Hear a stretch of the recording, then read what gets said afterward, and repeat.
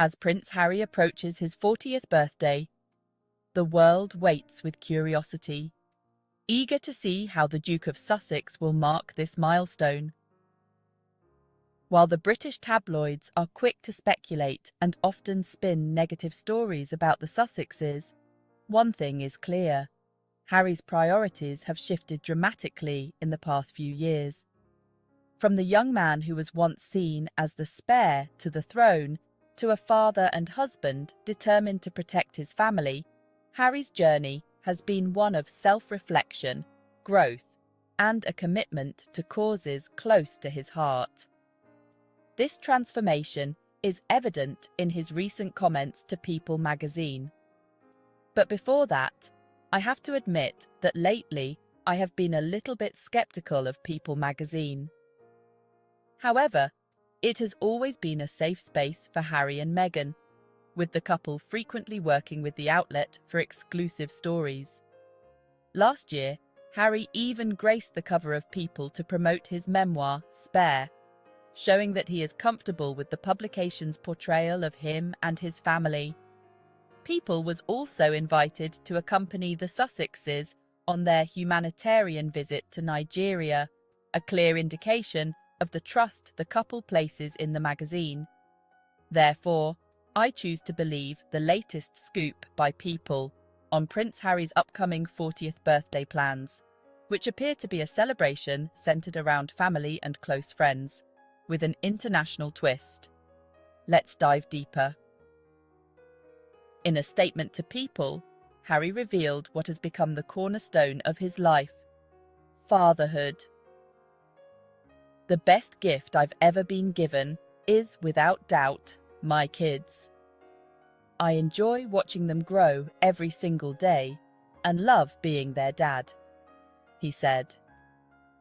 This sentiment reflects the depth of his transformation. From a prince whose life was once dictated by royal protocols and public scrutiny, to a man whose primary concern is the safety and well-being of his children, Prince Archie and Princess Lilibet. This focus on family is not new, but it has taken on new dimensions since Harry and Meghan's move to the US and their decision to step back from royal duties. The couple has made a conscious effort to shield their children from the public eye, something that stems from Harry's own traumatic experiences growing up in the royal spotlight. The echoes of his mother's tragic death in 1997 still weigh heavily on him, especially now that he is a father himself. His dedication to ensuring his children lead a normal life free from the fear of harm is something that defines Harry's approach to parenting. But what's catching attention is not just Harry's devotion to his family, but his plans for his 40th birthday. People mentioned a celebration with close friends, and more intriguingly, internationally. This has led to much speculation about where this birthday gathering might take place. Some have wondered if Harry will celebrate in Monte Carlo, while others have speculated that he might return to Africa, a continent that holds deep significance for him. Africa has always been close to Harry's heart. It's where he found solace after the death of his mother, and it's where he's done some of his most important charitable work, including through his charity Sentabale, which supports children affected by HIV in Lesotho and Botswana. A birthday trip to Botswana or Lesotho, where his charity operates, would be fitting, and it would align with Harry's desire to integrate his personal milestones with his philanthropic work. However, this has led to baseless speculation from figures like Richard Eden from the Daily Mail, who seems upset that Harry might be travelling abroad to celebrate. Eden's comment that Harry and Meghan have acquired a taste for foreign travel reveals a sense of bitterness toward the couple's independence and global reach, as though travelling for humanitarian work or personal enjoyment is somehow taboo for them. If Harry does decide to visit countries like Lesotho or Botswana, it would make perfect sense. These are places close to his heart, and Harry has long been committed to making a difference in Southern Africa.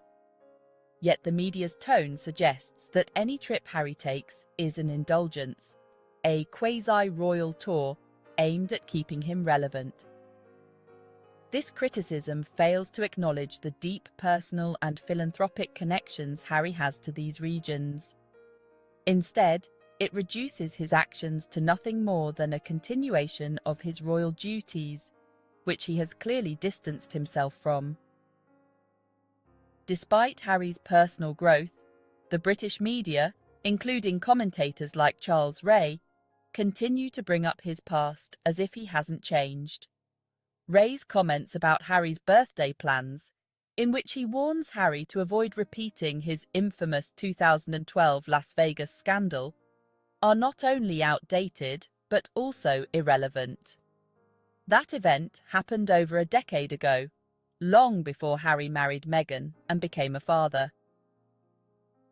Bringing it up now is an attempt to undermine the maturity and responsibility that he has shown in recent years. It's as if the media cannot let go of Harry's past mistakes because they fit neatly into the narrative they want to push.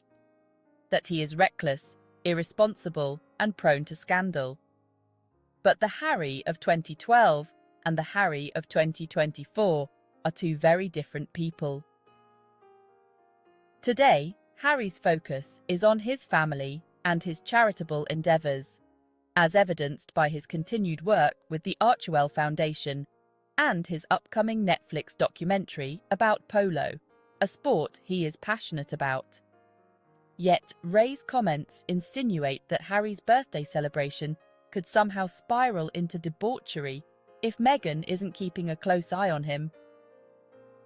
This infantilizing portrayal of Harry is not only unfair, but also reveals the media's inability to accept that he has grown beyond the person they loved to criticize. Rae's suggestion that Meghan might disapprove of Harry's birthday plans if they resembled his bachelor days is absurd. Meghan has been a stabilizing force in Harry's life, helping him find purpose and direction outside the confines of royal duty. Yet, critics like Rae still portray her as controlling or manipulative, as if Harry is incapable of making responsible decisions on his own. This tendency to blame Meghan for anything perceived as negative in Harry's life is part of a broader pattern in the media. Since the couple's departure from royal duties, Meghan has been painted as the villain, the person who took Harry away from his family. But the reality is that Harry made his own choices. He has repeatedly stated that his decision to step back from royal life was based on a desire to protect his family from the toxic environment created by the British press. Yet, this truth is ignored in favour of a narrative that blames Meghan for everything. But while the media continues to scrutinise and criticise Harry and Meghan, the couple remains focused on their goals. Harry's upcoming Netflix documentary on polo is a testament to his desire to use his platform to highlight causes he's passionate about. It's not about indulging in elitism, as some tabloids would have you believe, but about using the sport as a vehicle to discuss important issues like mental health, teamwork, and resilience. Harry and Meghan's life is no longer dictated by royal protocols or media demands.